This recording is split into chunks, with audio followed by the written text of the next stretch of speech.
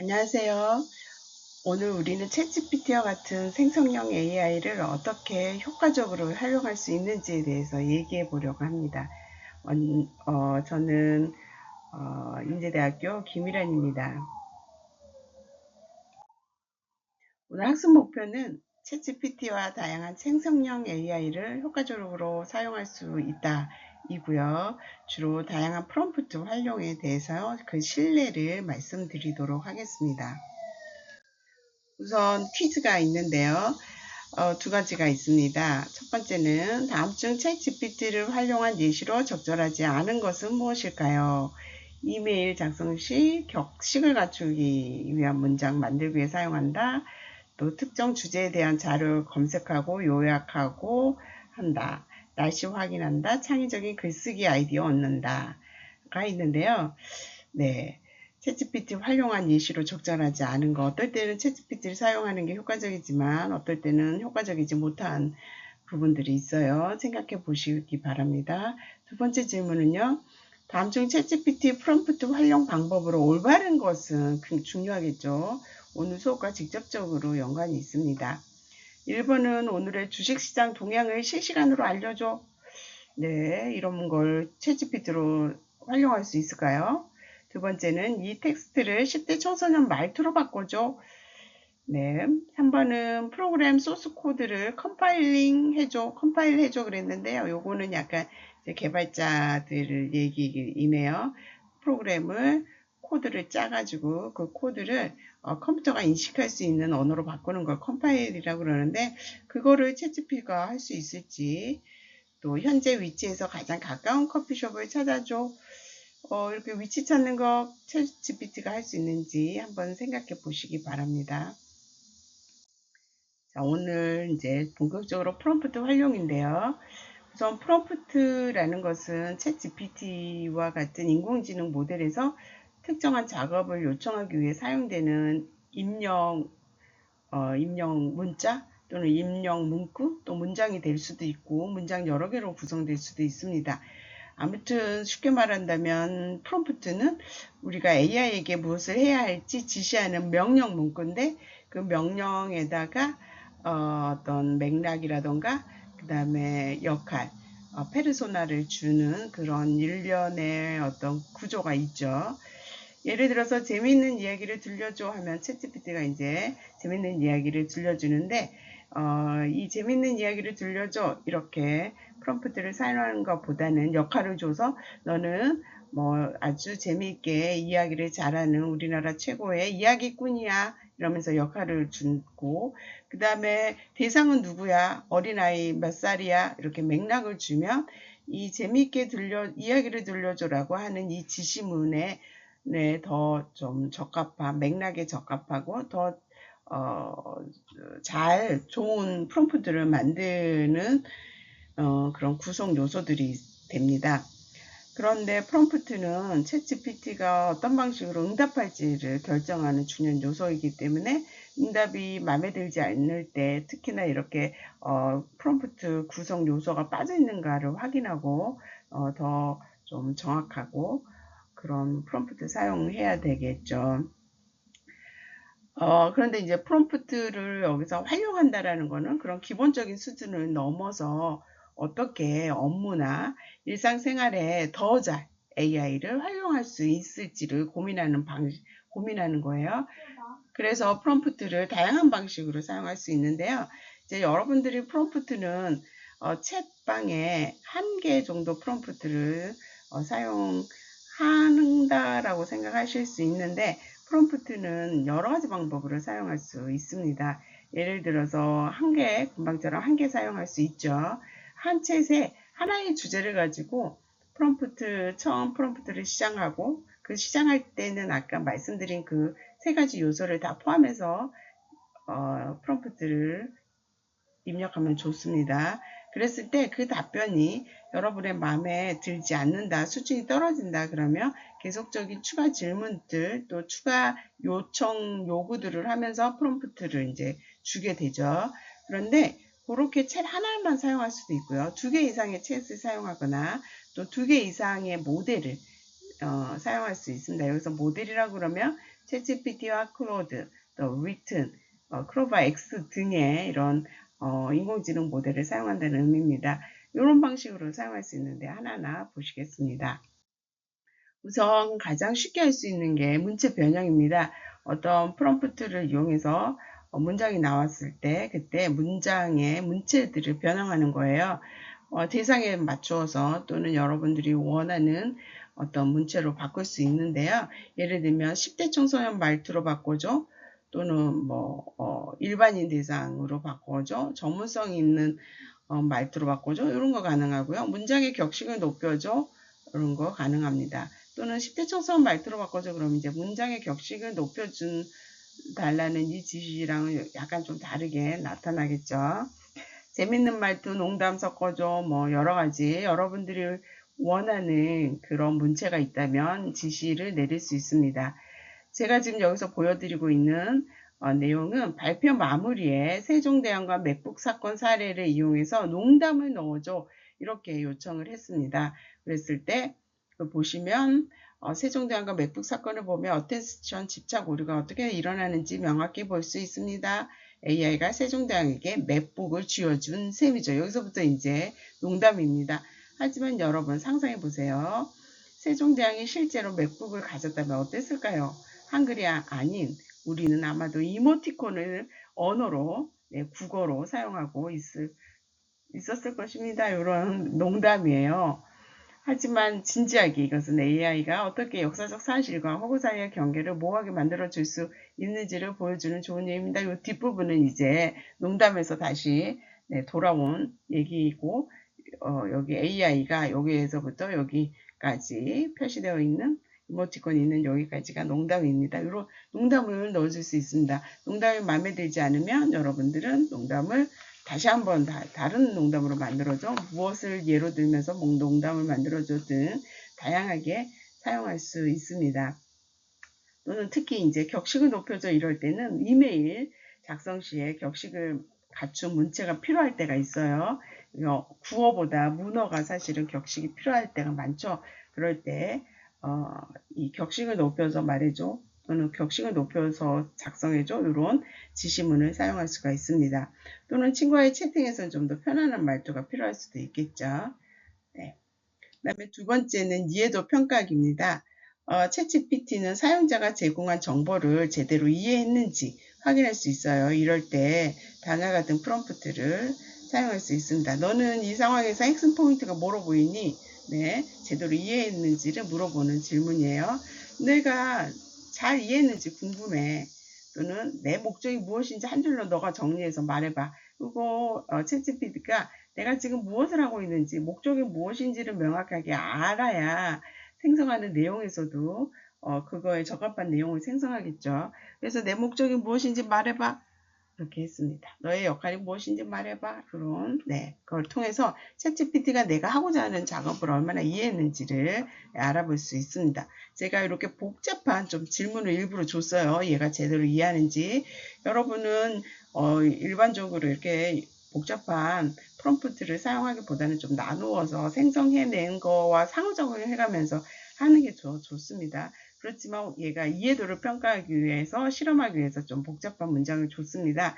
그랬을 때 이 챗GPT가 이제 끝에 너의 도움을 많이 받을 것 같은데 내 역할이 무엇인지 이해했어? 라고 물어봤을 때 그거에 대해서 이렇게 답변을 했는데 굉장히 잘 이해한 답변을 했습니다.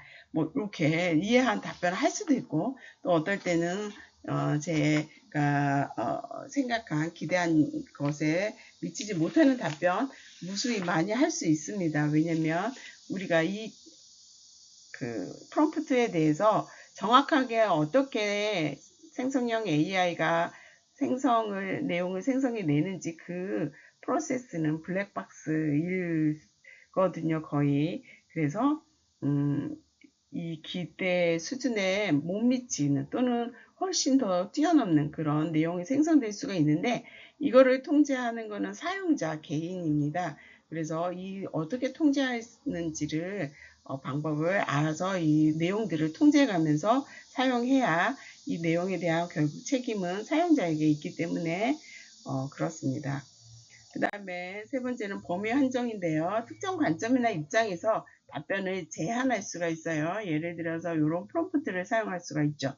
나는 40세 남성인데 어떤 보험을 들어야 할지 제안해줘 라는 질문을 나는 40세 남성인데 가족의 입장에서 어떤 보험을 들어야 할지 제안해줘 라고 바꿔보면 이 가족의 입장에서라는 말 한마디가 들어감으로써 이 문장의 그 맥락이 확 바뀌거든요. 그래서 생성하는 내용도 많이 바뀝니다. 한번 실험해 보시면 금방 알 수 있을 거예요. 이렇게 하면 좀 더 구체적이고 맞춤형 답변 받을 수 있기 때문에 이렇게 범위를 한정하는 것도 굉장히 중요한 프롬프트 활용법의 하나입니다. 자, 네 번째는 역할놀이인데요. 챗GPT와 사용자가 역할놀이를 하고 각자에게 역할을 주어서 역할놀이를 할 수 있습니다. 역할 배분은 의사, 환자 이렇게 좀 대립적인 쌍으로 상호작용하는 이런 역할들을 주면은 좋겠는데요. 학생, 교수, 양육자, 교사, 과장, 대리, 구매자, 판매자 등입니다. 물론 역할을 더 줄 수도 있습니다. 3명 정도 또는 많으면 4명까지 역할을 분명하게 주고 하면 챗GPT도 이제 헷갈리지는 않습니다. 그런데 이제 쉽게는 이렇게 쌍으로 할 수 있는 이런 역할 배분을 하는 걸 연습을 해보고 역할을 더 늘려가면 좋겠습니다. 그래서 각 역할에는 중요한 거는 이제 페르소나를 부여해야 돼요. 역할놀이를 해봅니다. 일단 지금 여기 내용에 보시면 내 꿈은 의사야. 의사가 환자에게 문진을 어떻게 하는지 배워보고 싶어. 네. 나의 역할이 있습니다. 사용자의 역할이죠. 이제부터 나는 환자고 너는 소아과 의사야. 네. 챗GPT에게 역할을 주었습니다. 나는 10살 남자아이야. 네, 나의 역할이죠. 자, 어젯밤부터 배가 아파. 나한테 무엇을 할 거야? 여기 상황입니다. 네, 어젯밤부터 배가 아파. 그 다음에 나한테 무엇을 할 거야? 이제 지시문입니다. 그랬을 때 하고요. 그 다음에 내 꿈은 의사야. 의사가 환자에게 문제를 어떻게 하는지 배우고 싶어? 이제부터 나는 환자고 너는 훌륭한 소아과 의사야. 여기에는 역할을 너는 의사야 그랬는데 여기는 너는 훌륭한 소아과 의사야. 나는 10살 남자이고 나머지 이제 다 똑같이 했는데요. 이렇게 이제 페르소나를 주면 내용이 이 진짜 살아있는 의사처럼 훌륭한 의사, 소아과 의사처럼 행동하는 걸 볼 수 있어요. 그래서 이렇게 각 역할을 주고 그 역할에 페르소나를 주는 것까지 해서 역할놀이를 하면 나와 이 훌륭한 의사가 마치 대화를 하는 것처럼 이제 이 훌륭한 의사가 내가 지금 배가 아프잖아요. 10살이고 배가 아프니까 어린아이한테 대하는 것처럼 아주 친절하게 또 훌륭한 의사이기 때문에 아주 친절하게 답변을 생성하는 걸 볼 수 있습니다. 여기에 쌀쌀한 의사야 또 전문적으로 공부를 많이 한 의사야 이렇게 페르소나를 준 거하고는 각각 다른 역할을 하는 것을 알 수 있어요. 네. 다음은 생성자, 평가자 역할입니다. 챗 GPT를 생성자와 평가자로 나눠서 사용할 수 있는데요. 예를 들어서 학생 맞춤형 교육 실현에 대해 찬성과 반대 의견을 나눠서 토론하는 방식입니다. 생성자 챗은 주장을 생성하고 평가자 챗은 그 주장을 평가하게끔 하는 거죠. 이를 통해서 논리적인 사고와 토론 능력을 향상시킬 수 있습니다. 지금 예를 보여드렸는데요. 토론 주제가 초등학생 디지털 교과서 도입에 대한 찬성과 반대 입장에 각각의 챗방을 엽니다. 그리고 여기 학생 맞춤형 교육 실현 요 주장을 책방에서 만들어요. 내용을 만들면 그거를 책방 두 번째 책방에 가서 그것을 입력을 해주고 복사해서 입력을 해주고 그거에 대한 너의 입장이 무엇인지 또 반대 입장으로 의견을 제시해 달라고 입력을 하는 거죠. 그러면 여기에서 두 번째 책방에서는 이 학생 맞춤형 교육 실현에 대해서 반대 입장으로 저성취자일수록 디지털 기기 의존도가 높다라고 이 개인 맞춤형 교육 실현에 대해서 반대 주장을 하면 이 주장을 다시 첫 번째 채방에 가가지고 다시 이거를 입력시켜주고 이것에 대해서 찬성하는 입장에서 이 주장에 비판을 해달라고 하는 거죠. 그랬을 때 언제 어디서든 접근이 가능해서 저 성취자일지라도 더 높은 성취를 할 수 있다. 이런 이제 의견을 제시해서 또 그거를 받아서 여기에 가서 반론을 하고 또 그 내용을 다시 이쪽으로 가서 반론하고 그 반론을 하지만 찬성 입장에서 반론을 제기해야 되겠죠. 이렇게 지그재기로 채방을 왔다 갔다 하면은 이 토론 주제에 대한 생성자와 평가자 입장에서 이렇게 의견을 계속 개진해 갈 수가 있습니다. 토론 배틀 할 때 굉장히 좋죠. 다음은 여섯 번째는 역할 다 시키기입니다. 내 의견에 반론하기가 너무 어려워. 어떤 반론을 할 수 있을지 내가 가르쳐줘 하면은 또 우리 챗GPT는 혼자서 역할을 다 하게 되는데요. 예를 들어서 토론 주제가 탄소 중립 정책 효과예요. 그러면 탄소 중립 정책 효과에 대해서 챗GPT에게 찬성 너의 주장을 해봐. 그러면 이제 챗GPT가 뭐라고 그러죠? 그러면 이번에는 내가 이제 이 반론에 대해서 주장을 해야 될 텐데, 내가 반론하는 게 이 주장에 대해서 너무 어려울 때가 있어요. 저는 물론, 이 챗GPT와 토론 연습을 하고 있어요.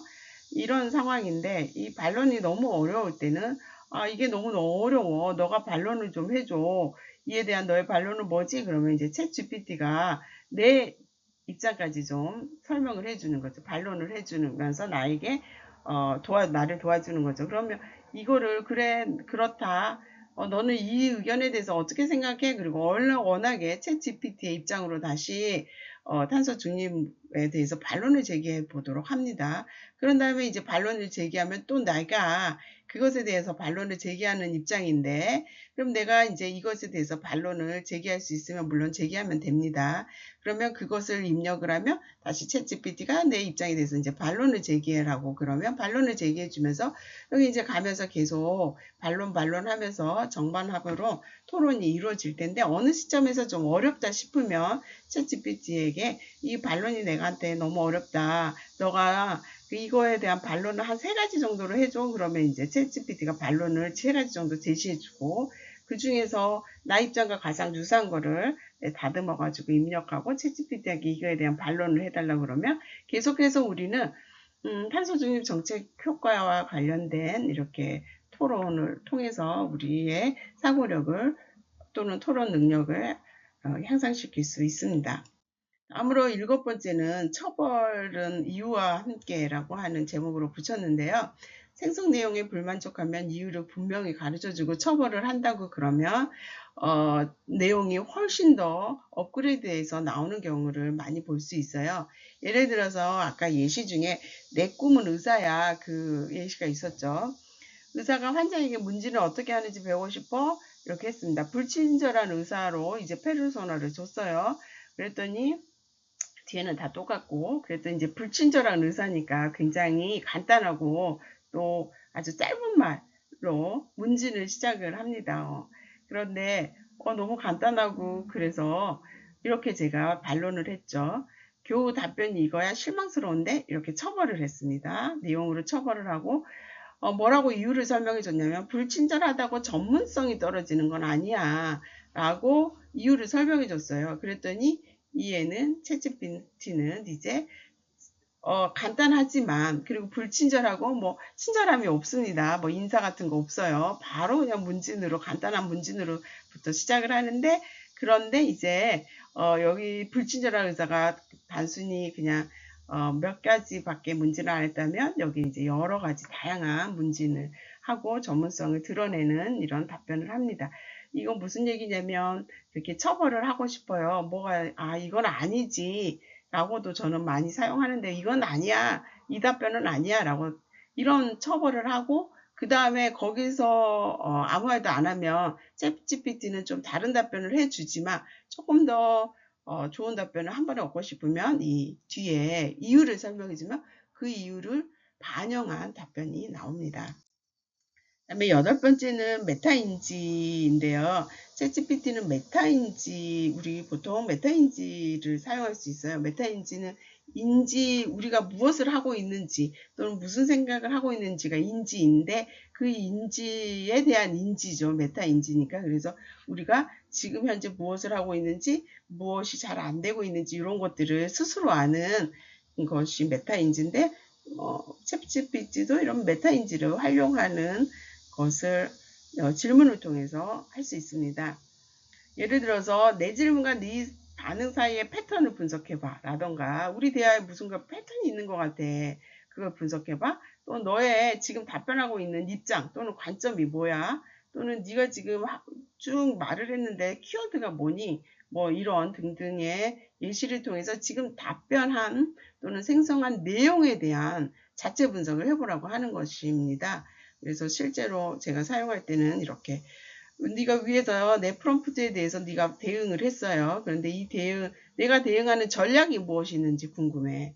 또는 방금 전 대화에서 어떤 패턴이 있는지 궁금해. 이런 내용으로 프롬프트와 나 사이에 지금 대화하는 형식이 무엇인지, 어떤 패턴이 숨어있는 패턴이 있는지를 분석해 보게 하는 것입니다. 자, 이제 여기까지고 퀴즈로 다시 돌아가서요. 퀴즈 1번에 챗GPT를 활용한 예시로 적절하지 않은 것인데요. 격식 갖춘 문장 만들죠. 이메일 같은 경우에. 그 다음에 특정 자료에 대해서 검색하고 요약하기. 요약하기 특히 이제 챗GPT 같은 이런 생성형 잘합니다. 자료 검색은 조금 제한적인 모델도 있고 그렇지 않은 모델도 있지만 하고 있습니다. 특히 옴니같이 이렇게 유료 버전에서는 자료 검색을 제한적이지만 하고 있고 그 자료에 대해서 요약도 해줍니다. 날씨 확인, 이거는 실시간 날씨 확인하지 않으면 의미가 없겠죠. 그래서 이거는 챗GPT 활용으로는 적절하지 않고요. 이렇게 브레이밍 스토밍이나 아이디어 얻기 위해서 챗GPT를 적절히 사용할 수 있습니다. 그다음에 질문 두 번째는요. 다음 중 챗GPT 프롬프트 활용 방법으로 올바른 것은 무엇이냐 이런 질문인데요.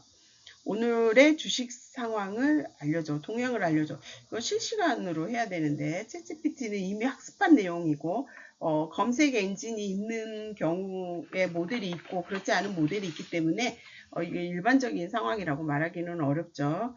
그리고 두 번째, 10대 청소년 말투로 바꿔줘. 이렇게 채 바꾸는 거는 챗GPT가 아주 잘하는 능력 중에 하나입니다. 그리고 소스 코드를 컴파일로 해줘. 이거는 챗GPT가 못합니다. 컴파일은 프로그램 이제 코드 짠 거를 컴퓨터 언어로 바꾸는 변환 과정인데 이거는 챗GPT가 하지는 않은데 이 소스 코드 만들 때 이 소스 코드가 뭐 틀린 오류를 집어낸다거나 이런 챗GPT가 하고 있습니다. 현재 위치에서 가장 가까운 커피숍을 찾아줘. 이것도 챗GPT가 실시간 검색 이런 거는 안 하죠. 네, 그래서 답은 B번. 이거 B번 말투 바꾸고 문제 바꾸는 거 아주 잘합니다. 자, 오늘의 내용은 챗GPT를 더 효과적으로 활용할 수 있는 방법에 대한 것이었어요. 여러분도 챗GPT를 통해 다양한 작업을 더 효과적으로, 효율적으로 처리하고 또 창의적인 아이디어를 얻을 수 있기를 바랍니다. 감사합니다.